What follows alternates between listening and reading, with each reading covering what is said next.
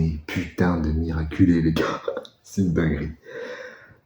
Yo les gens, c'est le footballeur parisien, j'espère que vous allez bien, moi ça va. Alors aujourd'hui on se retrouve pour une toute nouvelle vidéo, débrief du match entre la Croatie et l'Italie, score final 1 but partout. C'est incroyable, il faut que je me remette de mes émotions parce que un but partout grâce à un but à la dernière action, dernière minute de Zaccagni. Bref, n'hésitez pas à notre maximum de pouces bleus. On est parti, let's go pour commencer ce débrief. Match frustrant à la base, puisque d'abord, nous avons la Croatie qui obtient un penalty qui est arrêté par Donnarumma, et quelques instants plus tard, c'est Modric qui vient ouvrir le score pour la Croatie. Jusque-là, ça allait à peu près, on va dire. On avait les occasions aussi. On a fait notre match, ils ont fait un gros match. Force aux Croates, force aux supporters croates. S'il y a des supporters croates qui regardent ce débrief, force à vous. Par contre, on est juste miraculés. Du coup, j'ai stressé. C'était tellement frustrant. On ratait tellement Scamacca. Qu'est-ce qui loupe Scamacca? Le centre de Chiesa du côté droit. Comment il rate ça? Bon, je crois qu'il est gêné après, bref.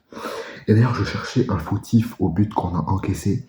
Mais je crois qu'il n'y a pas une seule personne ciblée. C'est plusieurs. Genre, c'est la défense plus Donnarumma. Donnarumma qui dégage dans l'axe. Et en fait, je sais pas c'est qui le fautif dans cette histoire. Je recommence. Parce que Donnarumma fait un arrêt, mais il le fait mal, il la repousse mal.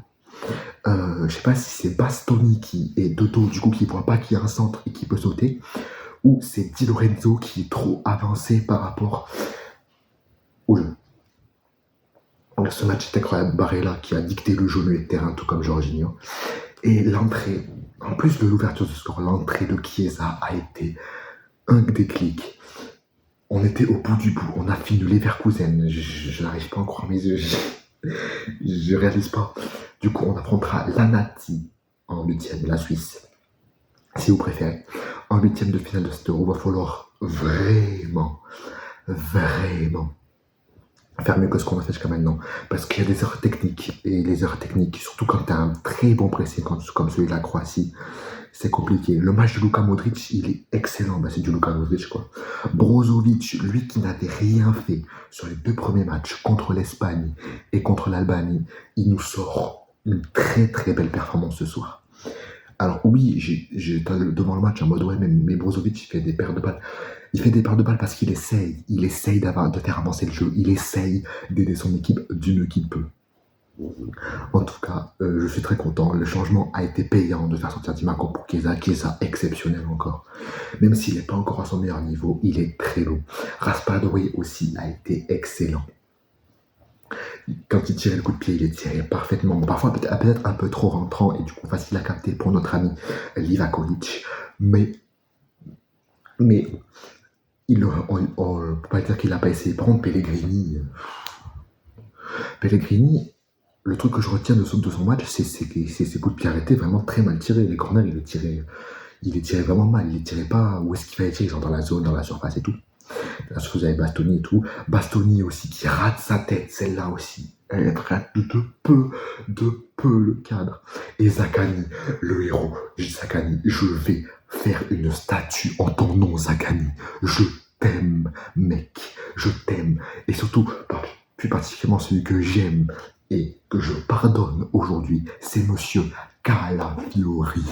Monsieur Calafiori, c'est lui qui fait le rush à la dernière action, qui a vu Zaccagni tout seul. Je ne comprends pas comment ça se fait que Zaccagni se retrouve tout seul sur le côté gauche.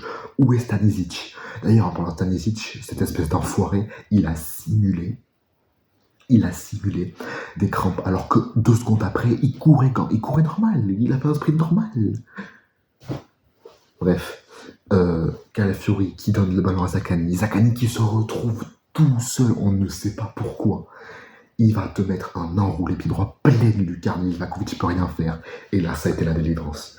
Ça a été très compliqué, un match compliqué, mais il fallait s'y attendre, hein. Ils n'avaient rien à perdre. Bon, là, ça va être très compliqué pour eux pour se qualifier, puisqu'ils ont 2 points, et 2 points en tant que meilleur 3e. Je pense pas que ça passera pour eux. En tout cas, force à la Croatie, force aux Croates. Bref, je pense qu'on a fait un peu le tour. N'hésitez pas à mettre un maximum de pouces bleus de commentaires si vous avez aimé ce débrief.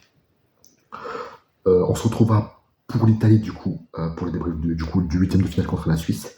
Et sinon, on se retrouvera demain pour le débrief de France-Pologne. C'était le football à parisien. Prenez soin de vous. Du coup, on se dit demain pour le débrief de France-Pologne, comme je vous l'ai dit précédemment. Ciao les amis.